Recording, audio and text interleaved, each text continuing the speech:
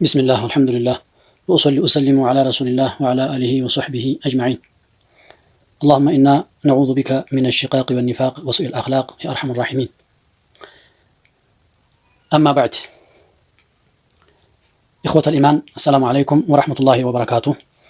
አሁን በዛሬቱ ርዕስ ላስታውሳችሁ የፈለኩት ንፍቅና ከሚባለው እስልምና ካወገዘው ቁርአንና ሐዲስ በጥብቅ ካወገዘው መጥፎ ባህሪ ንፍቅና የሚባል ነው። እሱን በተመለከተ ንፍቅና ማለት ምን ይመስላል፣ ሐቂቃው ትርጉሙ እና በነብዩ ዘመን አለይሂ ሰላቱ ወሰላም የንፍቅና ባህሪ ያላቸው ሰዎች ቁጥራቸው አናሳም ቢሆንም እንዲያሉ ተረጋግጧል። ግን አሁን ጥያቄው ከነብዩ በኋላ አለይሂ ሰላቱ ወሰላም ሙናፊቆች አሉ ወይ፣ ይመጣሉ ወይ፣ ከሳቸው በኋላ ሙናፊቆች እስላም ውስጥ እያሉ ሙስሊም ነን ብለው እስላማዊ ስራን እያከናወኑ ሙናፊቆች አሉ ወይ ለሚለው ጥያቄ ባህሪ ነው የሚመሰክረው። መኖራቸው ምንም እንዲያውም የበዙ ከበፊቱ የበዙ ናቸው ብሎ የሚያስረዳ ነው ሁኔታው የሚታየው። ይሄ የሙናፊቆች ባህሪ በበርካታ ምዕራፎች ላይ በመዲና ምዕራፎች ላይ እናገኘዋለን። ያንን በተመለከተ ዋና ዋና ነጥቦችን እንደዚህ በሐዲስም ያለውን ሙናፊቅ የሚለው ነገር በጣም የተወገዘ ስለሆነ ያ እኛንም ያ ባህሪ እንዲያጠፋን ለመጠንቀቅ ያለብንም ሰዎች ካለን ያን ነገር ለመራቅ ጥረት የሆነን ዘንድ ማወቁ ጥሩ ነው እና ንፍቅና ከነብዩ በኋላ አለይሂ ሰላቱ ወሰላም መምጣቱ ብዙ የሚያሳዩ ምልክቶች አሉ። ተዛ በሐዲስ የተረጋገጠ ሐዲስ አለ። ነብዩ ሰለላሁ ዐለይሂ ወሰለም ኢምራን ብን ሁሰይን ባወሩት ሐዲስ እንደዚህ ብለዋል። አኽወፉ ማ አኻፉ ዐለይኩም፣ በእናንተ ላይ ከምፈራው ሁሉ በላይ ይበልጥ ምፈራው ነገር ቢኖር ጂዳሉል ሙናፊቅ፣ ሙናፊቅ የሙናፊቅን ክርክር ነው። አሊሙል ሊሳን፣ ምላሱ አዋቂ የሆነ ሙናፊቅ ይከራከራል እና ምላሱ ሰው ዘንድ ሲሰማ አዋቂ ተብሎ ነው ሰው ሊመሰክርለት ይችላል፣ ውስጡ ባዶ ቢሆንም ማለት ነው። ምላሱ ላይ ብቻ ነው ያለው እውቀቱ። እንዲህ ያለው ሰው በጣም ምፈራው ከኡመቶቼ እንዲህ ያለውን ሰው ነው፣ ምክንያቱም ዲን ያጠፋል ማለታቸው ነው። በሌላ ይሄ ሐዲሱ ሷሂህ ነው፣ ተርጊብ ወተርሂብ የሚባለው ኪታብ ላይ አለ። በሌላ ዘገባ ኢማሙ አህመድ ላይ በተዘገበው ሐዲስ ነብዩ ሰለላሁ ዐለይሂ ወሰለም በኡመቶቼ ላይ ከምፈራው ሁሉ የምፈራው ቢኖር ሙናፊቅ ነው አሉ። አሊሙል ሊሳን፣ ኩሉ ሙናፊቂን አሊሙል ሊሳን። እንደዚሁም ዑመር የተናገሩት አለ ረዲየላሁ ዐንሁ ዚያድ ለሚባለው ሰውዬ ሲነግሩት እስልምናን የሚንደውን እስልምናን የሚያፈርስ ነገር ታውቃለህ ወይ ብለው ጠየቁት ዚያድ የሚባለውን ሰው። አይ እኔም ማውቀው ነገር የለም አልኳቸውና ከዛ ዑመር እንዲህ አሉ፣ የህዲሙሁ ዘለቱል ዓሊሚ ወጂዳሉል ሙናፊቅ፣ እስልምናን የሚያፈራርሰው ነገር የዓሊም ስተት ተሳስቶ አንዲት ነገር ይቻላል ብሎ ሊፈቅድ ይችላል፣ ወይም ደግሞ የማይፈቀደውን ነገር ይቻላል ብሎ ያስተላልፋል። በዛው ብዙሃኑ ይበላሻል፣ እስልምናው ይበላሻል። ወይም ደግሞ የሚፈቀደውን ነገር አይፈቀድም ብሎ ያስተላልፋል በስተት። ከዛ በኋላ እሱ እንኳን ቢመለስም ህዝቡ ያንን ነገር ይቀጥልበታል እንጂ የእሱን መመለስ የሚያውቁት ነገር የለም። በዚህ ዲኑን ያፈርሳል አሉ ዓሊም ተሳስቶ ሲሳሳት። እንደዚሁም ወጂዳሉል ሙናፊቂ ቢልኪታብ፣ የሙናፊቅ ክርክር ነው በቁርአን። ቁርአን አውቃለሁ ይላል፣ ሐዲስን አውቃለሁ ይላል፣ መድረክ ላይ ወጥቶ ቃለ አላሁ ይላል፣ ቃለ ረሱሉላህ ይላል። ይሄ ሰውዬ በክርክር ያው ምላሳም ስለሆነ ዓሊሙል ሊሳንም ስለተባለ የማሸነፍና የማሳመን ሎጂክ ይማራል። በዛ ቁርአን ነው ያላችሁ እያለ በዚህ ዲኑን ያጠፋል አሉ። ሶስተኛው የሚያጠፋው አሉት ወሁክሙ አኢመቲ ሙዲሊን፣ የሚያሳስቱና ሰውን ገደል የሚከቱ መሪዎች ናቸው። የበላይ የህዝቡ ኃላፊነት ያላቸው ሰዎች ጠማማ ከሆኑ ህዝቡን ገደል ይከቱታል ማለት ነው። ዳሪሚ ላይ ይገኛል፣ ሐዲሱም ሷሂህ ነው። ሱነኑ ዳሪሚ ላይ አለ እና ሚሽካቱል መሷቢህ ላይ አለ። ይሄን ለማለት የፈለኩት እነዚህ ምልክቶች በህዝባችን ላይ ይታያሉና ያው የንፍቅና ባህሪ ነው። ይሄ ይኖራል፣ ከነብዩም በኋላ ሙናፊቅ ይኖራል፣ ያውም የበዛ ሆኖ ለማለት ነው። ይሄን ካልኩኝ ኒፋቅ ማለት ምንድነው? ይሄንን የተወሰነ አይቼ በዚህ ርዕስ ላይ ለመናገር የፈለኩት አንደኛ የሙናፊቅ ባህሪ ስንት ናቸው ዋና ዋናዎቹ የሚለውን ወደ 38 አይነት ቁጥር እንደ ዋና ከቁርአን ከሐዲስ አውጣጥቼ ያገኘኋቸው አሉ። ከዛም በላይ ሊያልፍ ይችላል፣ ግን በጣም ሹህራ የታወቁት ማለት ነው። በጣም መዘዝና መርዝ ያቀፉ ባህሪዎች ናቸው። ወደ 38 ይሆናሉ። አብዛኛዎቹ በልብ ላይ የልብ በሽታ ናቸው። ሌሎቹ በምላስ ላይ በተግባር ላይ የሚታዩ የሚገለጹ ቢሆኑም ማለት ነው። እና ከዛ በኋላ ደግሞ ወደ መጨረሻ ያለውን ተጨባጭ ለመጠቆም እሞክራለሁ ኢንሻአላህ። ከዛ ደግሞ የመጨረሻ እንደ ማጠቃለያ ለማድረግ እሞክራለሁ። ንፍቅና የሚለው ነገር በቋንቋ ደረጃ ውስጡ ሰውየው የቋጠረው ነገር አንድ ነገር ሆኖ እያለ በምላሱ የሚናገረው ነገር ተቃራኒ ይሆናል ማለት ነው። እንደዚሁም ለሰዎች እይታው አንድ ነገር ሆኖ በጀርባ የሚያስቀምጠው ነገር ተቃራኒ ሆኖ ይገኛል ማለት ነው። ምሳሌ ለሰዎች ወዳጅ መስሎ ይታያል፣ ከዛ እሱ ጥላት ሆኖ ይገኛል ማለት ነው። እንደዚህ ነገሮች አሉበትና ከዚህ ናፊቃ ከሚለው የፍልፈል ጉድጓድ የሚባለው ናፊቃ ይባላል። ከዛ ነው የመጣው ሲርወ ቃሉ ይባላል። ይሄ የፍልፈል የሚባለው ነገር ሁለት ጉድጓዶች አሉት እና እነዚህ ሁለት ጉድጓዶች ኒፋቅ የሚለው ነገር እንግዲህ ከጉድጓድ ነፈቅ ይባላል። በቁርአንም ላይ ነፈቅ ጉድጓድ ነው እና የፍልፈል ጉድጓድ ሁለት ነገሮች ይሰራል። አንዷን በአንዱ በኩል ሲጠቃ በአንዱ በኩል ማምለጫ ይጠቀምበታል። አማራጭ ማለት ነው። እንደ አማራጭ ለማድረግ ሁለት ጫፍ ማምለጫ ጉድጓድ ይሰራል። ከዛ በዛ በሚነቃበት ጉድጓድ ላይ ሲመጡበት በማይነቃባት ጠባብ ጉድጓድና ሰው ማያውቃት በሆነችው ያመልጣል። ያ ነው ኒፋቅ የሚለው የመጣው። አሁንም ይሄ የኒፋቅ ባህሪ ያለበት ሰው ሁለት አማራጮች አሉት።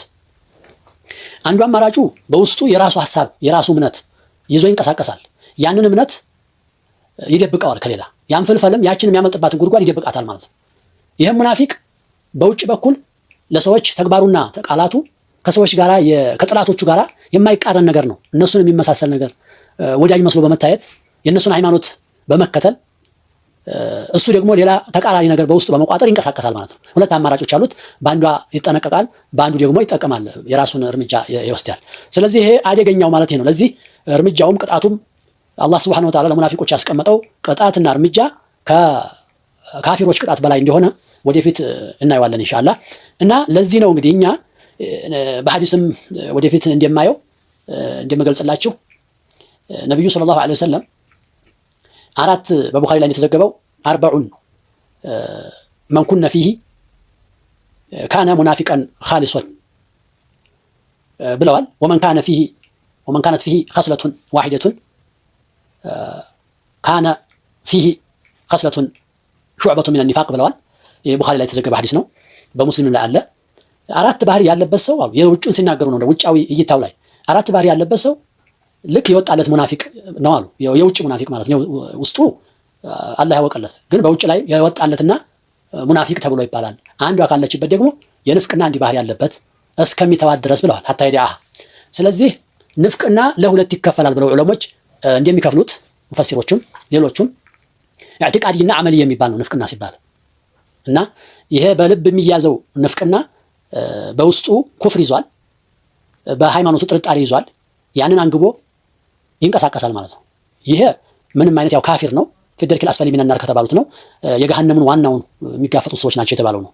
ተግባራዊ ያለ ደግሞ አመል የሚባል አለ። በተግባር የሚሰራ ነው፣ መጥፎ ስራ ነው የሚሰራው። ያ ግን ካፊር ላያስብለው ይችላል። በውስጡ ከሌለበት ክፍረት ከሌለበት በመላሱ በተግባሩ የሚሰራው ነገር የሙናፊቅ ባህሪ ሲፋቱል ሙናፊቅ ተብሎ ሊገለጽ ይችላል።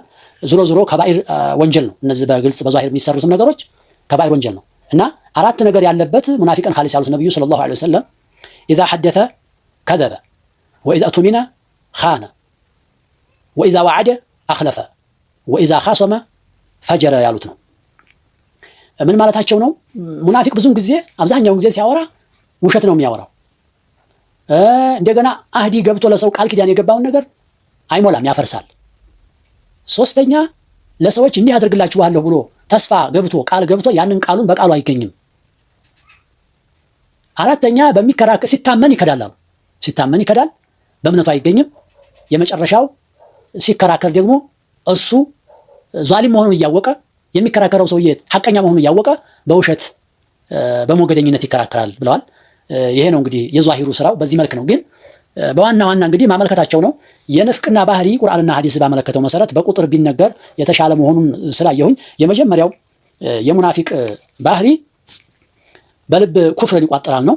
ይሄ እንግዲህ ያው የካፊሮች ባህሪ ነው ማለት ነው። ኩፍር ኒፋቅ የውስጥ ክህደት ማለት ነው። ይሄን ነው አንዱ ነጥብ የምናየው። የነዛ ሁሉ መጥፎ ባህሪያቶች መነሻ ነው ማለት ይቻላል። እነዚህ የሚጠቀሱ 38ዎቹ ብዬ ያልኳቸው ሁሉ በቃ እሱ መርዝ ነገር ስለሆነ እነዚህን ነገሮች እንዲሰራ የሚገፋፉ መጥፎ ባህሪ ስለሆኑ ነው እንግዲህ ኩፍር የሚባለው ነገር በውስጡ ቋጥሯል ማለት ነው። አላሁ ዐዘ ወጀል ይህንን በተመለከተ ሲናገር ወሚነ ናሲ መን የቁሉ አመና ቢላሂ ወቢልየውሚል አኺሪ ወማ ሁም ቢሙእሚኒን ብሏል። ከሰዎች አሉ ካፊሮችን ተናገረና መጀመሪያ ሙእሚኖችን ተናገረ፣ ከዛ ካፊሮችን ተናገረ፣ ሶስተኛ ክፍል አደረጋቸው። ከሰዎች ደግሞ አሉ አምነናል፣ በአላህ አምነናል፣ በቂያማ ቀን አምነናል በመላእክተኛው በጀነት በገሃነም ማለታቸው ነው። አላህ ግን መለሰባቸው ወማሁም ቢሙእሚኒን በፍጹም እነሱ አማኞች አይደሉም ብሎ መለሰባቸው። ይሄ በሌላም ቦታ በሱረቱ ተውባ ላይ ዛሊከ ቢአንነሁም ከፈሩ ቢላህ በአላህ ክደዋል እነዚህ ሙናፊቆች በመላእክተኛውም እንደዚሁ ብሎ ተናግሯቸዋል።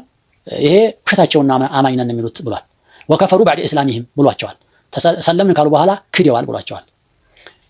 ይሄ ነው እንግዲህ ዋነኛው እንግዲህ እነዚህ የውስጥ የእምነት ብልሹነት ያለባቸው ይሄ ነው። ሁለተኛው ሸክ ነው። ያው የኩፍር ጓደኛ ቢሆንም ሸክና መጠራጠር ይሄ በሽታ አለባቸው። ጥርጣሬው ምንድነው? በአላህ ይጠራጠራሉ፣ በመላእክተኛው ነብይነት ይጠራጠራሉ፣ በቁርአን ይጠራጠራሉ፣ በሙቶ መነሳት፣ በጀነት በገሃነም አጠቃላይ አላህና መላእክተኛው ባመጡት መልእክት ተጠራጣሪዎች ናቸው ብሏቸዋል። ይሄም ሁለተኛው በሽታ ነው። በደረጃም ሁለተኛ ይታያል። ከተወበቱ ያው ጥሩ ነው። ካልተወበቱ ግን ወደዛ ወደ ዋናው ንፍቅና ያስገባቸዋል። ይሄ ጥርጣሬ في قلوبهم مرض فزادهم الله مرضا ብሏቸዋል። አላሁ ዐዘ ወጀል በልባቸው ውስጥ በሽታ አለባቸው፣ የንፍቅና የጥርጣሬ በሽታ አለባቸው ብሏቸዋል። በሱረቱ አኑር ላይ ደግሞ አፊ ቁሉቢሂም መረዱን አሚርታቡ በልባቸው ውስጥ በሽታ አለባቸውን ይልና ይሄ ንፍቅናው ማለት ነው። አሚርታቡ ወይንም ተጠራጥረው ነው በዲኑ በመላእክተኛችን ተጠራጥረው ነው ወይ ብሎ በዚህ ተቻቸዋል አላሁ ዐዘ ወጀል። የጥርጣሬ በሽታ አለባቸው። መጠራጠር እንግዲህ በራሱ አደጋ ነው ማለት ነው። ሶስተኛው ነብዩን ሰለላሁ ዐለይሂ ወሰለም ከሌላው በበለጠ ይጠሏቸዋል። ቁርአንም ያመጡትን ቁርአን ይጠላሉ። እስልምና ሃይማኖትን ይጠላሉ። ሙእሚኖችን ይጠላሉ። ይሄ የሙናፊቅ ባህሪ ነው። ይሄ የሙናፊቅ ባህሪ ነው። በተቃራኒ ደግሞ ነብዩ አለይሂ ሰላቱ ወሰላም ሊከፉ ይደሰታሉ። ቢከፉ ይደሰታሉ። ሲደበደቡ ቢገደሉላቸው ደስታ ናቸው። እስልምና የበላይነት ባያገኝ ደስታቸው ናቸው። ሌላ እንግዲህ ይሄ ነው ስራቸው እና አላሁ ዐዘ ወጀል እንዲህ ይላቸዋል ዛሊከ ቢአንነሁም ከሪሁ ማ አንዘለላሁ አላህ ያወረደውን ኪታብ የጠሉ በመሆናቸው ነው ይላል። ይህንን እርምጃ አላህ ሱብሓነሁ ወተዓላ የወሰደባቸውና የጠላቸው እነዚህ ሰዎች ለነሱ ጥቅም ሲያገኙ ሲሰጡ ደስተኛ ይሆናሉ፣ ካልተሰጡ ደግሞ ይጠላሉ። ነብዩንም ይጠላሉ አለይሂ ሰላቱ ወሰለም። ገንዘብ ለምን አሰጠንም ይሄን ያክል ለነገለ እየሰጠ እኛን አሳነሰን እያሉ የሚተቹ ናቸው ሙናፊቆች። ይሄ በተለያየ ቦታ ላይ እንደሚታየው ማለት ነው። ወዘሀረ አምሩላሂ ወሁም ካሪሁን ይላል ደግሞ አላሁ ዐዘ ወጀል። የአላህ ፍቃድ ዲነል ኢስላም የበላይነትን ተጎናጸፈ፣ እነሱ እየጠሉ ይላል። እንቱሲብከ ሐሰነቱን ተስኡም አንተን መልካም ነገር ሲያገኝህ የበላይነት ዲል ካፊሮችን ማሸነፍ ንብረታቸውን መዝረፍ በሚያጋጥምህ ጊዜ ይከፋሉ። አንተ ደግሞ ከሰሃቦች ጋራ ስትሸነፍ ወይንም ደግሞ ግድያ ሲገኝ ሲፈጸምባችሁ ደስተኛ ይሆናሉ። ወኢን ቱሲብከ ሙሲበቱን የቁሉ ቀድ አኸዝና አምረና ሚን ቀብሉ ወየተወለው ወሁም ፈሪሑን እነሱ ጂሃድ ውጡ ተብለው ነበርና ያልሆነ ምክንያት ተልካሻ ምክንያት ይፈጥሩና እዛው መዲና ይቀራሉ። ታዲያ ሙእሚኖቹ ተደብድበው ተገድለው ሲመለሱ እኛማ መጀመሪያም አማራጫችንን የሚጠቅመን ነገር ይዘናል እንኳን ያልሄድን እንኳን እንደነሱ ሄደን ያልተጨፈጨፍን ብለው ደስተኛ ሆነው ከቤተሰባቸው ጋር ይሄንን እየተዝናኑ ያወራሉ። ይሄ ሁሉ ጥላቻቸው ሌላ ነው። እስልምናና ነብዩ ሰለላሁ ዐለይሂ ወሰለም ቢጠቁ ደስተኛ ናቸው። ይሄ የሙናፊቅ ባህሪ ነው። እዚህ ጋር የምጠቁመው ነገር ቢኖር እነዚህ ነጥቦችን ስጠቅስ ሙናፊቆች ብቻ ናቸው ይህ ባህሪ ያለባቸው ወይ የሚል ጥያቄ ሊነሳ ይችላል።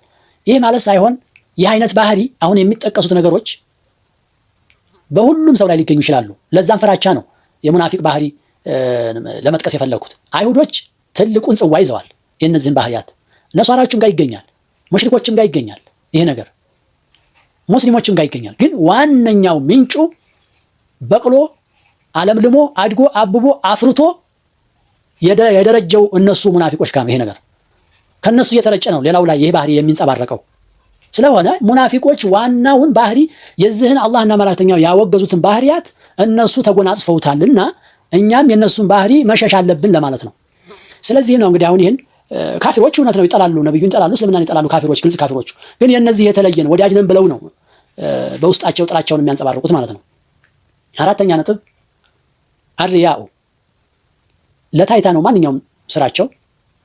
ንያቸው አጠቃላይ ምንም አይነት ኢኽላስ የላቸውም። ንያቸው የተበላሸ ነው። ለታይታ ነው የሚሰሩት። ሰው እንዲወድላቸው ነው የሚሰሩት። አላህ ይወድላን ብለው የሚንቀሳቀሱ ነገር የላቸውም። ዩራኡነ ናሰ ወላ ይዝኩሩነ አላህ ኢላ ቀሊላ እያለ አላሁ ዐዘ ወጀል እንደሚናገረው ለሰው ብቻ ለታይታ ነው የሚሰሩት፣ ለሊላህ ብለው የሚሰሩት ነገር የላቸውም ብሎ አላህ ራሱ መስክሮባቸዋል። ለሰው ይምሰል ነው የሚሰሩት ማለት ነው። ፈወይሉ ሊልሙሰሊን አለዚነ ሁም ዐን ሰላቲሂም ሳሁን አለዚነ ሁም ዩራኡነ ወየምነዑነል ማዑን። ለማሳየት ብቻ ነው ስራቸውና እንቅስቃሴያቸው፣ ለሊላህ ብለው የሚሰሩት ነገር የላቸውም ብሎ አላሁ ዐዘ ወጀል በተለያየ ቦታ ነግሮናል። ከሙናፊቆች ባህሪ አምስተኛው